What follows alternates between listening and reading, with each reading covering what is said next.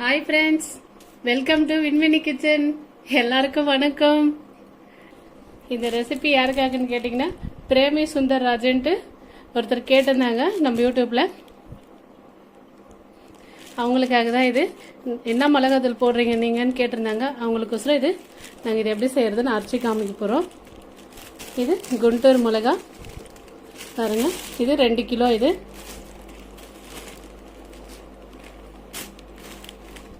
மல்லி 2 kilo. Kashmir chilli 300 gram. இது மண் கட்டின மிளகான்னு சொல்லுவாங்க, ரொம்ப காரமாக இருக்கும். இது 1/4 கிலோ.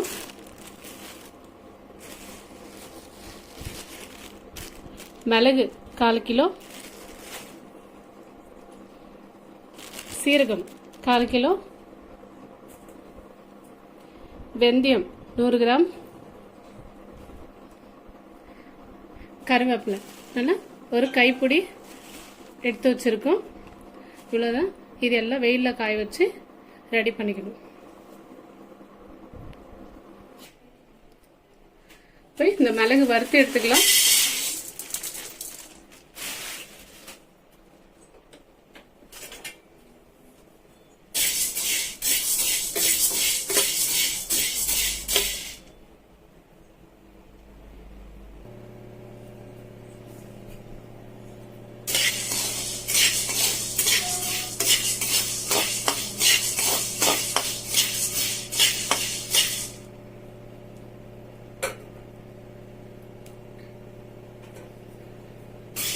இது ஒரு 4 நிமிஷம் வறுப்பட்டா போதும். இது அதிகமாக வறுக்க வேண்டாம்.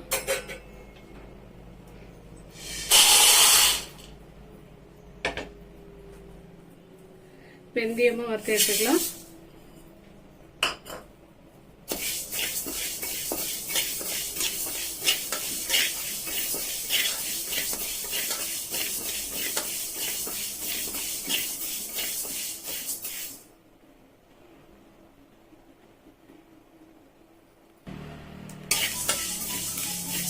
பாருங்க, நல்லா இந்த மாதிரி செவந்து வந்ததுன்னா போதும். இந்த அளவுக்கு போதும். நம்ம இதை எடுத்து மாற்றிக்கலாம் இன்னொரு பாத்திரத்தில்.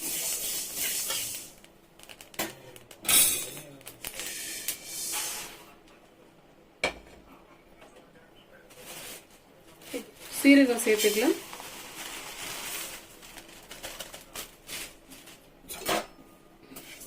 இதுவும் ஒரு 2-3 நிமிஷம் வறுத்து எடுத்துக்கலாம். அதிகமாக வரப்பட வேண்டாம், திட்டமாக ஒரு பாதி அளவு வறுந்தா போதும். நாங்கள் இந்த மிளகாத்தூள் தான் வந்துட்டு கறி குழம்பு, சிக்கன், மட்டனு, சிக்கனு, அப்புறம் கத்திரிக்காய், முருங்கைக்காய் சாம்பார், அந்த குழம்பு, காரக்குழம்பு, எண்ணெய் கத்திரிக்காய் எல்லாத்துக்கும் இந்த ஒரு மிளகாத்தூள் தாங்க நாங்கள் யூஸ் பண்ணுறது.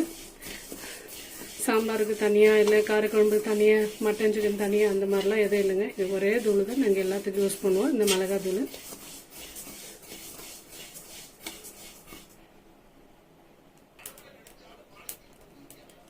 பாருங்க, லைட்டாக சத்தம் வருது, சீரகம் பொரியுறது. இந்த அளவுக்கு வறுப்பட்டதுன்னா போதும். அந்த சத்தம் வரும்போது நம்ம மாற்றிக்கலாம். அது பாருங்க.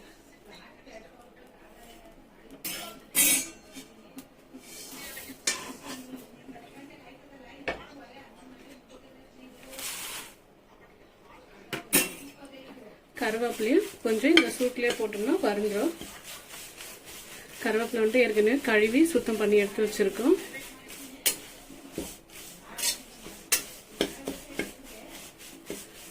மிளகா, தனியால நல்லா வெயிலில் காய வச்சு அரைச்சி எடுத்து வச்சுட்டோம்னா நமக்கு 6 மாதம்னாலும் கெட்டு போகாது இருக்கும். அப்புறம் மஞ்சள் வந்துட்டு நாங்கள் இதில் சேர்க்கல, ஏன்னா நாங்கள் மஞ்சள் தூள் தனியாக அரைச்சி வச்சுட்டு இருக்கோம். அது குழம்பு செய்யும்போது அதை யூஸ் பண்ணிக்குவோம். நாங்கள் இதோட சேர்த்து அரைக்கலாம் மிளகாவோட.